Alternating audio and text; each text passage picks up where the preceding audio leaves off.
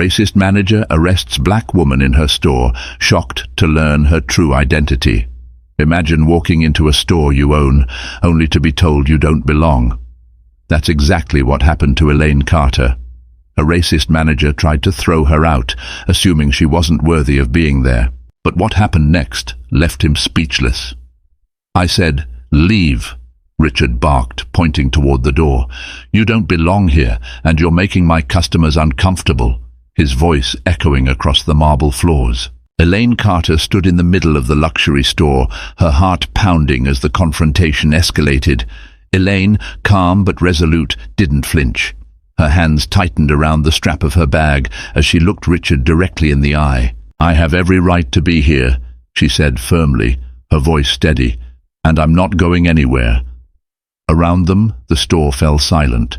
Customers who had been browsing moments before now stopped to watch, their whispers buzzing like static. Some pulled out their phones to record the unfolding scene, while others exchanged nervous glances.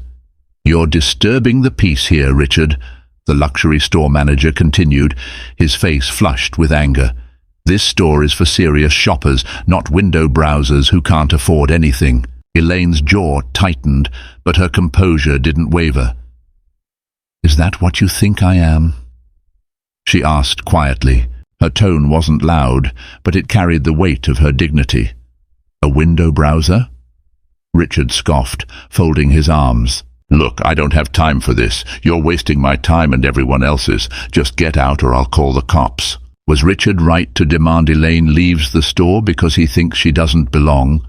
As we dive into how it all started, if you don't support prejudice and racism, click the subscribe button now and tell us where you are watching from.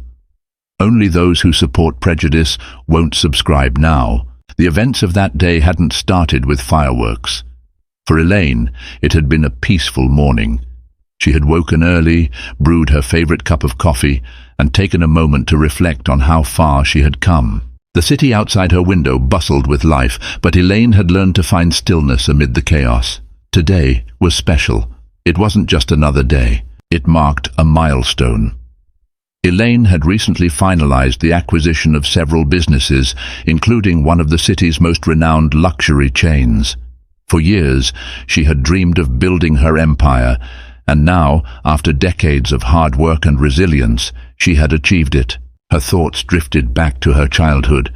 She remembered standing outside high-end stores with her mother, peering through the windows at the beautiful things they couldn't afford.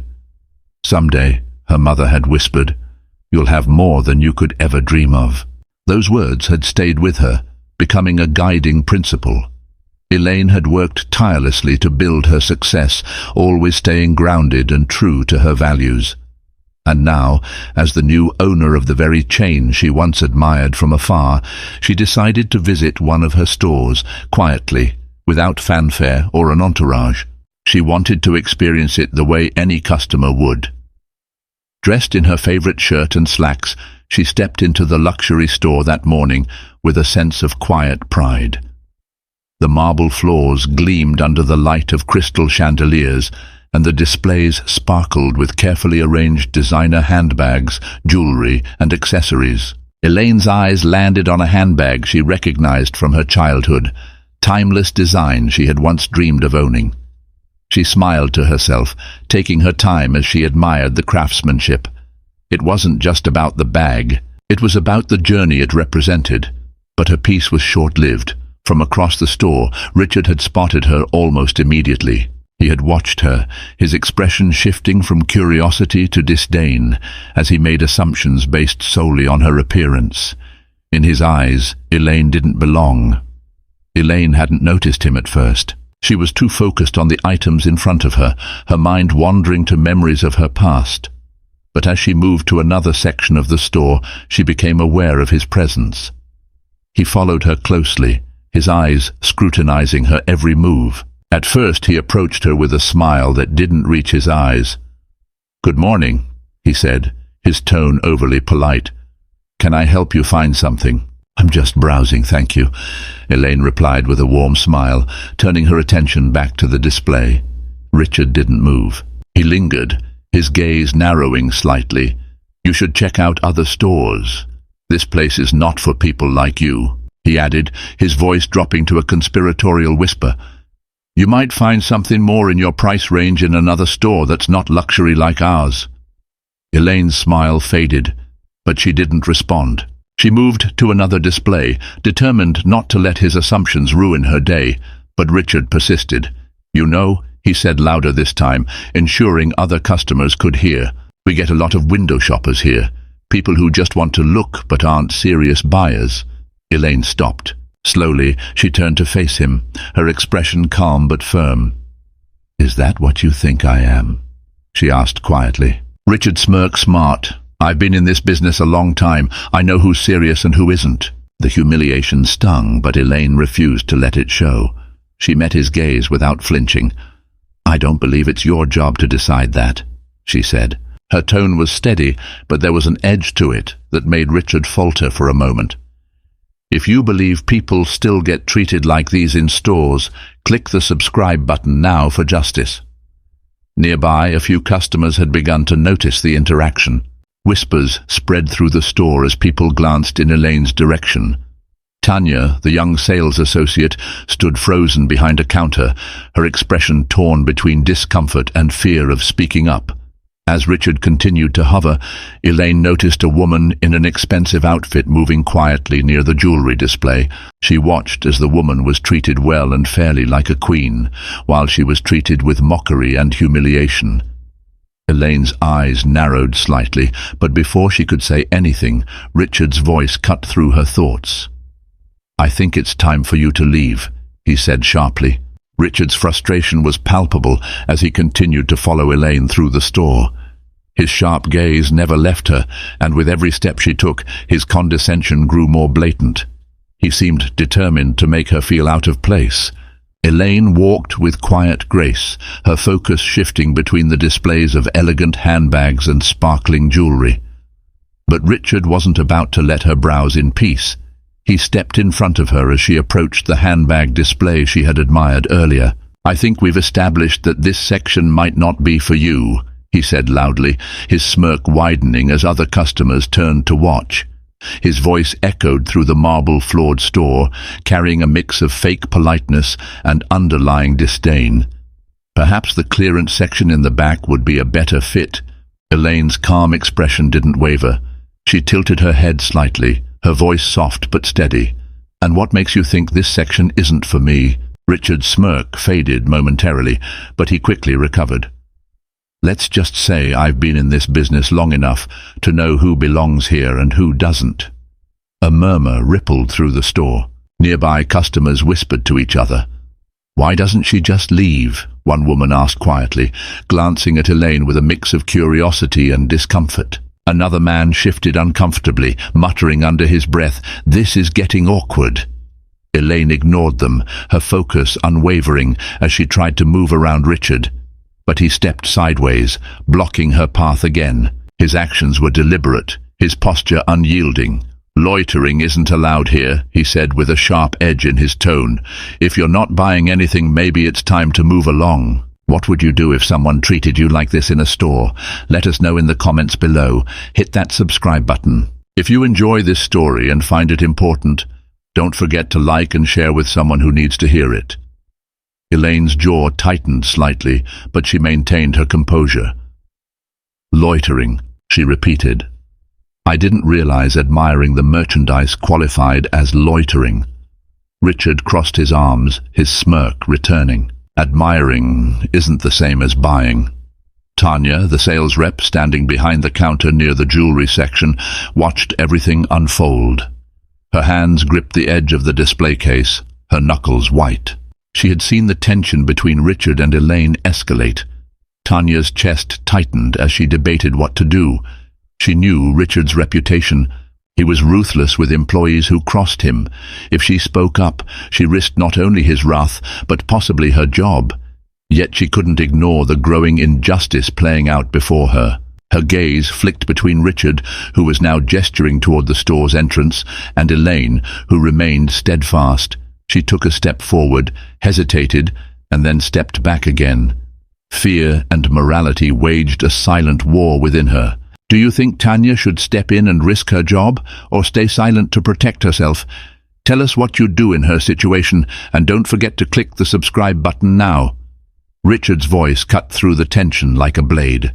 If you don't leave now, he said, his tone sharp and final, I'll call the cops. The murmurs among the customers grew louder. Richard, oblivious to everything but his own agenda, continued to escalate. You've wasted enough of my time, he said, his voice louder now, as though addressing the entire store. You're not buying anything, and you're not welcome here. As this exchange unfolded, another customer in the store observed the chaos with quiet interest. Amanda, the white woman in her early 40s, earlier welcomed nicely when Elaine was being humiliated, dressed in an immaculate cream blouse and tailored pants. Her expensive leather bag hung loosely on her shoulder, exuding wealth and sophistication. Amanda moved with calculated ease, her sharp eyes scanning the jewelry display. While Richard's attention remained fixed on Elaine, Amanda seized her moment.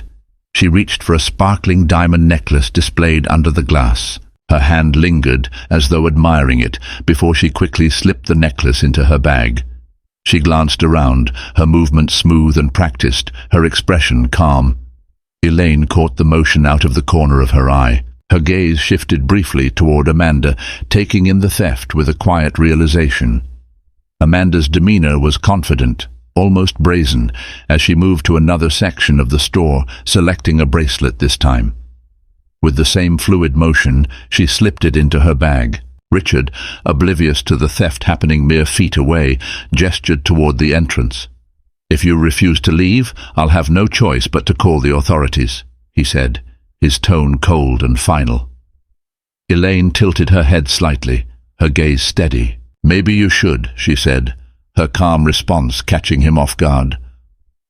Richard hesitated for a moment before pulling out his phone. Fine, he snapped. I'll have the cops escort you out and deal with you. As Richard dialed, Amanda moved toward the store's exit. Her bag, now noticeably fuller, swung gently at her side. She kept her steps measured, her face serene, blending seamlessly with the high-end clientele. Elaine's gaze followed her, sharp and focused. Despite the chaos surrounding her, she didn't miss a single detail. The thief's actions were bold, but Elaine's composure remained unbroken.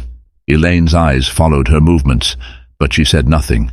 Her calm composure remained unbroken, even as the tension in the store reached a breaking point. Customers whispered louder now, their phones capturing every moment of the standoff. Elaine noticed Amanda's actions, but said nothing. Her calm gaze lingered on the thief for a moment before returning to Richard, who was now speaking loudly into the phone. Yes, I need officers at my store immediately, he said, his voice laced with authority. We have a woman causing a disturbance and refusing to leave. I'm concerned she may escalate further. Richard ended the call with a satisfied look, his posture straightening as he turned back to Elaine. Security will be here shortly, he said. I suggest you cooperate when they arrive. Elaine didn't respond. She stood quietly, her eyes scanning the room as the tension grew thicker. Minutes later, the glass doors at the front of the store swung open and two uniformed police officers entered. Their presence immediately silenced the whispers among the customers. Richard stepped forward eagerly, his voice confident and loud. Officers, thank you for coming, he said, gesturing toward Elaine. This woman has been loitering and causing a disturbance. She's refusing to leave, and I believe she may pose a threat. One officer, tall with a commanding presence, nodded. We'll take care of it, he said. Elaine opened her mouth to speak, but the second officer, teat woman with a stern expression, held up a hand to stop her. Man, she said firmly, we're going to need you to leave the premises. Elaine frowned, calm demeanor beginning to show cracks. Excuse me, she said, you haven't even asked for my side of the story. The male officer stepped closer, his tone leaving little room for argument. We're not here to debate. The manager has made it clear that you're no longer welcome here. Please leave now, or we'll have to escort you out. Richard stood behind the officers, his smirk widening as he watched the scene unfold. Customers whispered louder now, their phones capturing every moment. Tanya, the young sales associate, stood frozen behind the counter, her hands gripping the edge tightly. Elaine remained still, her gaze shifting between the officers and Richard. "You're taking his word without even questioning what's happening here?" she asked. The female officer's expression hardened. "Ma'am, we were called because you're causing a disturbance. If you don't comply, we'll have to remove you." The tension in the store was suffocating, the air heavy with anticipation. Richard stood near Elaine, his smirk still lingering but less assured. Customers whispered among themselves, some filming discreetly, while others openly gored. Amanda, the white customer who had been slowly inching toward the exit, kept her head low, confident she would slip away unnoticed. If you're hooked on this story so far, like this video and hit the subscribe button if you believe in justice. Suddenly, the doors to the store swung open. A sleek black car pulled up just outside, polished surface gleaming under the sunlight. Two sharply dressed men entered first, their presence commanding immediate attention. Behind them, tall woman in a tailored suit strode in with an air of authority that turned every head in the room. The murmurs grew louder, curiosity rippling through the crowd. The two men and the woman walked straight toward Elaine, their steps deliberate. They stopped just in front of her, and one of the men smiled warmly. "Miss Carter," he said, his voice respectful. "Sorry, we're late. Are you ready for the walkthrough?" For the first time, Richard's confident demeanor faltered. His face drained of color, his mouth opening and closing like a fish out of water. Customers gasped, their shock evident as they began to piece together what was happening. Tanya, the young sales associate, brought a trembling hand to her mouth, her eyes wide with disbelief. Elaine turned to Richard, her expression calm but commanding. Her voice carried a quiet strength as she said, "I'm Elaine Carter, the new owner of this store, and I believe we have a lot to discuss." The room fell into stunned silence. Richard looked as though the floor had been pulled out from beneath him. He stammered, his usual arrogance replaced by sheer panic. "You're the owner." Elaine's gaze didn't waver. "That's correct," she replied, "and I've been watching how you run things. I must say, it's been enlightening." Before Richard could respond, Elaine raised a hand, silencing him. She turned slightly, her eyes landing on Amanda, who was just steps away from the door. Elaine's calm demeanor hardened, her voice cutting through the silence. "Before we go any further," she said, "you might want to check that customer's bag." The statement hit the room like a thunderclap. Every head turned toward Amanda, whose body stiffened as the spotlight suddenly fell on her. Her hand froze on the door handle, and her face drained of color. Richard blinked, clearly confused. "What are you talking about?" he asked, his voice shaky. Elaine took a deliberate step forward, her gaze locked on Amanda. "I saw her slip a bracelet and a necklace into her bag," she said, her tone unwavering. "While you were busy harassing me, she was busy stealing from the store." Gasps erupted from the crowd. Customers whispered furiously, some lifting their phones to record the unfolding drama. Amanda, who had been so confident moments before, now looked like a cornered animal. Her lips trembled as she stammered, "I didn't. This is ridiculous." Elaine ignored her protest, turning back to Richard. "Would you like to handle this?" she said coolly. "Or should I?" Richard, now visibly sweating, looked toward Amanda. I'm sure this is a misunderstanding," he said weakly. "She doesn't seem like the type to." Elaine cut him off. "Type," she repeated, her voice sharp. "You mean the type you assume is innocent based on how they look, while I, the owner of this store, am treated like I don't belong?" At that moment, 2 security guards entered the store. Alerted by the escalating tension, Elaine turned to them and pointed toward Amanda. "Check her bag," she instructed calmly. "I think you'll find what you're looking for." Amanda's composure shattered. "You have no right," she shouted, clutching her bag tightly. "This is an invasion of privacy." One of the guards stepped forward. "Ma'am, we'll need to verify this," he said firmly. "Please hand over your bag." Amanda hesitated, her face flushing with humiliation as every eye in the store watched her. Finally, under the weight of their stares, She handed over the bag, her hands trembling. The guards opened it, and within seconds the evidence was clear. A sparkling diamond bracelet and an elegant necklace sat nestled among her belongings, their price tags still attached.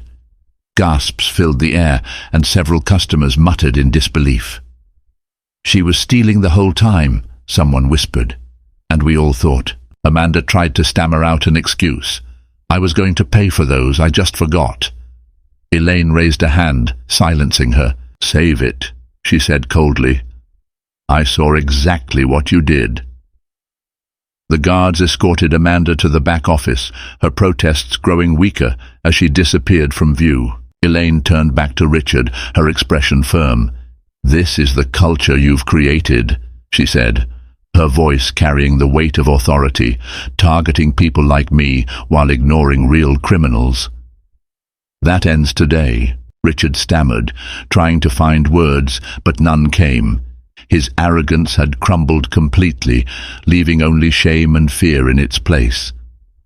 Elaine turned to the staff and customers, her voice steady and clear. "This store will no longer tolerate discrimination or incompetence," she said.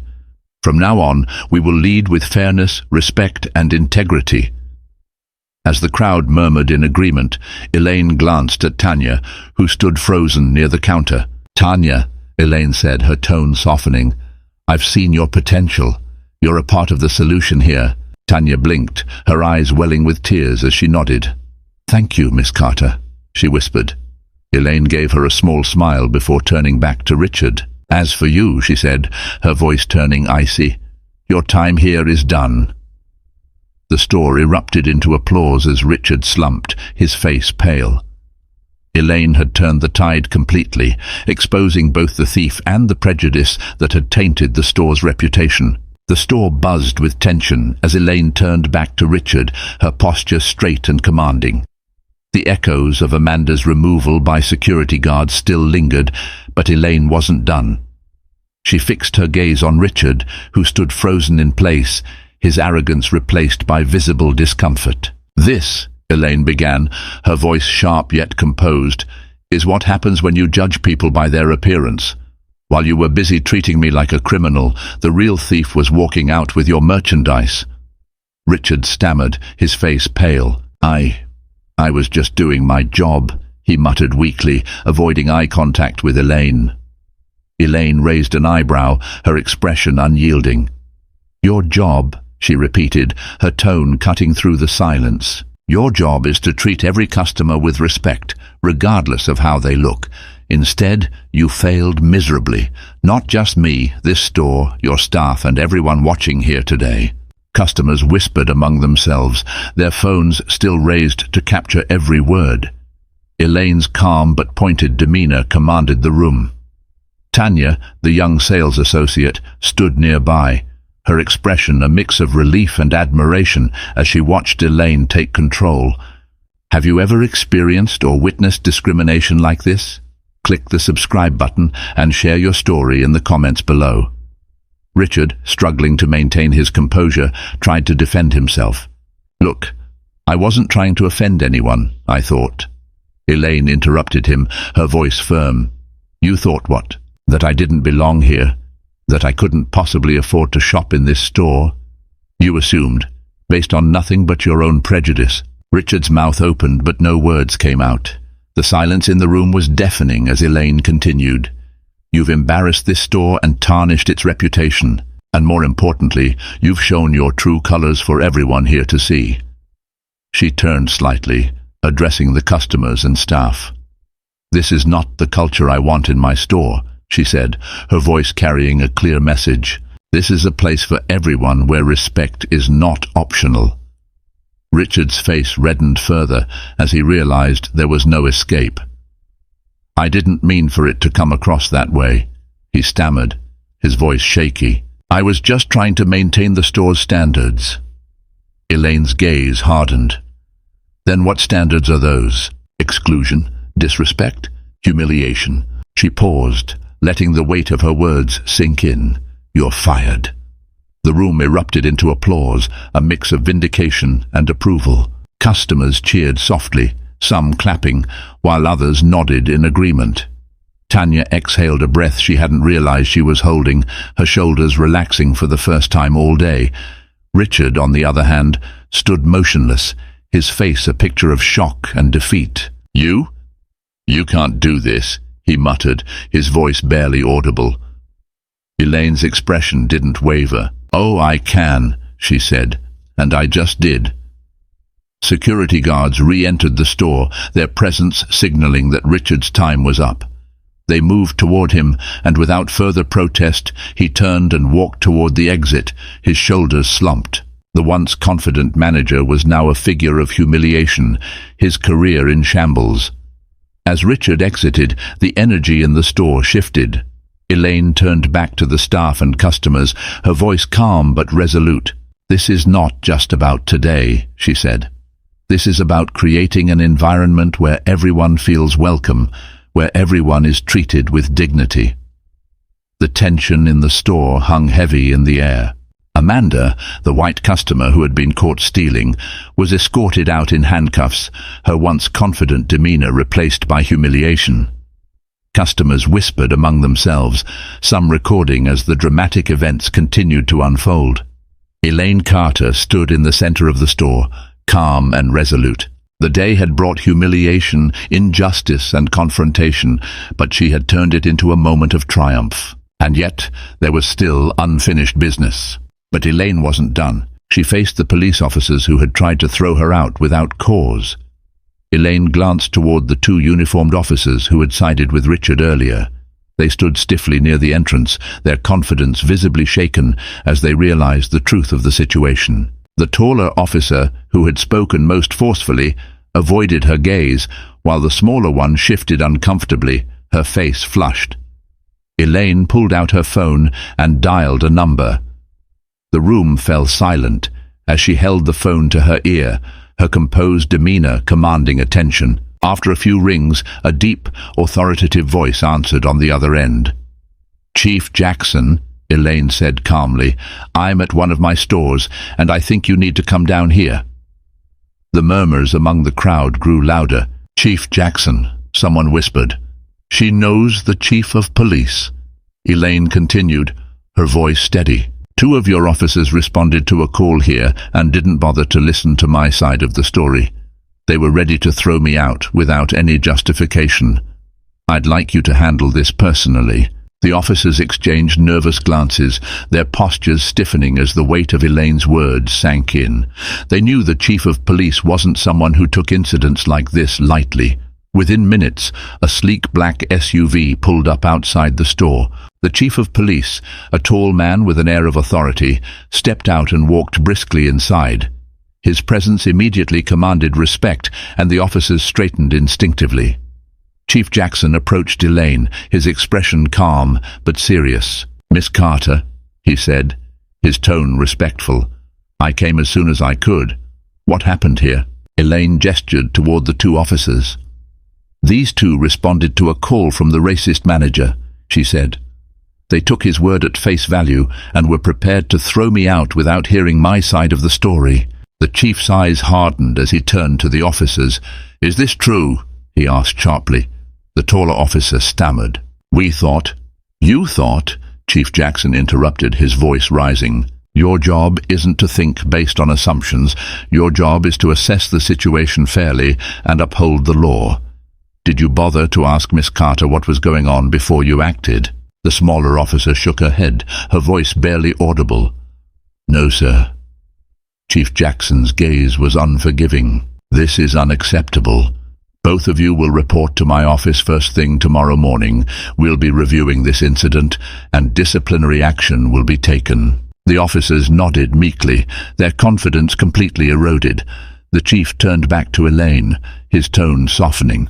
"Miss Carter, I apologize on behalf of the department. This should never have happened." Elaine nodded graciously. "Thank you, Chief. I appreciate your prompt response." The story didn't end there. Within hours, videos of the incident were uploaded to social media. Clips of Elaine's calm confrontation, Richard's fumbling excuses, and Amanda's arrest circulated rapidly. The hashtags Justice Served and Stand With Elaine trended online as viewers across the world applauded her actions. Comments flooded in from people inspired by her strength and composure. "Elaine handled that with such grace," one user wrote. Another added, "This is a masterclass in how to stand up to discrimination." But the backlash against Richard was swift and unforgiving. His face, captured clearly in the videos, became a symbol of arrogance and prejudice. Posts calling out his behavior spread like wildfire, with users sharing their own experiences of similar injustices. Employers distanced themselves from him, and his reputation in the industry was tarnished beyond repair. Elaine, however, was celebrated. Media outlets picked up the story, praising her as a role model for standing up against discrimination. In interviews, she used her platform to advocate for change. If Elaine's story inspired you, share this video with someone who needs to hear it. Don't forget to like and subscribe for more stories that make a difference. The store was finally quiet. The thief, Amanda, had been let out in handcuffs, her face flushed with humiliation. The crowd that had gathered slowly began to disperse, but not before whispering about the events that had just unfolded. Many still clutched their phones, eager to upload the footage they had captured of Elaine's powerful confrontation with Richard and Amanda's dramatic downfall. Elaine stood tall, her composure intact.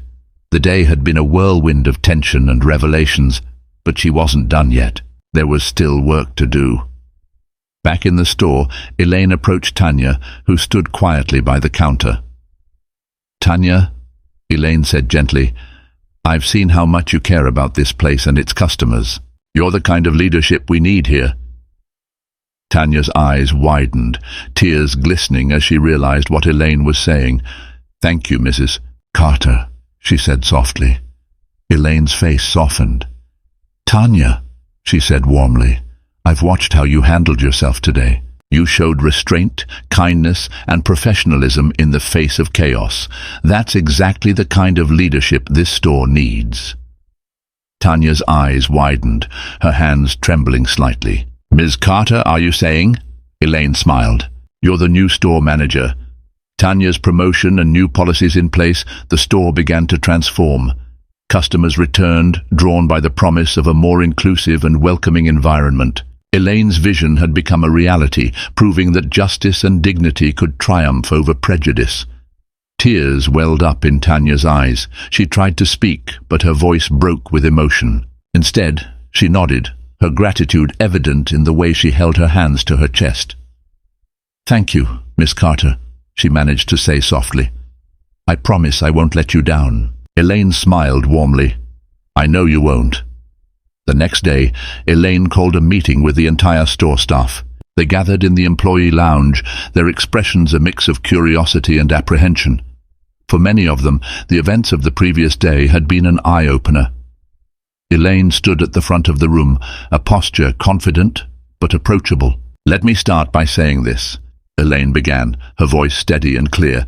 "This store is about more than luxury. It's about the experience we create for every person who walks through those doors. Luxury isn't just what you can afford, it's about how you're treated." The staff nodded slowly, her words resonating. Tanya stood near the front, her new position giving her a quiet confidence she hadn't shown before. "We're implementing new policies," Elaine continued. "Policies that emphasize inclusivity, respect, and fairness. No customer should feel unwelcome, and no employee should feel unsupported. This is a place for everyone, regardless of who they are or where they come from." The room buzzed with quiet murmurs of approval. For some, this was a moment of reflection. For others, it was a fresh start. Elaine's gaze swept across the room. "This won't just be words on paper. This will be our culture, and it starts with each of you.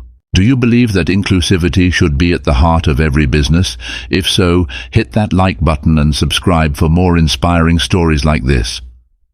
Elaine's words didn't stop within the store. The story of her confrontation with Richard and Amanda continued to go viral for Weichsel, sparking conversations worldwide. Media outlets reached out for interviews, eager to hear more about the woman who had stood her ground and brought justice to a place where it was sorely lacking. In one particularly moving interview, Elaine sat in front of the camera, her poise as radiant as ever. "This isn't just about me," she said. "This is about changing how we see each other. Luxury isn't defined by what you can afford. True luxury is about lifting others up, not tearing them down." Her words struck a chord with viewers. Messages flooded the comment sections of videos and social media posts. People shared their own stories of prejudice, solidarity, and perseverance. Have you ever experienced or witnessed prejudice in your life? Share your story in the comments. We want to hear from you. Back in the store, the changes Elaine envisioned began to take shape. The displays were refreshed to feel more welcoming and less intimidating. The staff received training on customer service that prioritized empathy and understanding. And Tanya, in her new role as manager, led by example, ensuring that the store truly became a place where everyone felt valued. One quiet evening, after the store had closed, Elaine walked to the front of the showroom. The lights dimmed softly, casting a warm glow over the displays. She stopped in front of a glass case, the very one she had stood before on her first visit.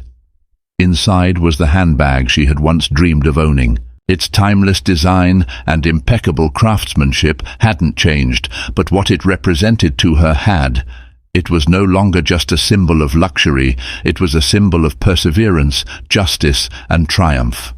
Elaine smiled, a sense of peace washing over her. She had faced humiliation, prejudice, and resistance, but she had risen above it all. The handbag was no longer a goal.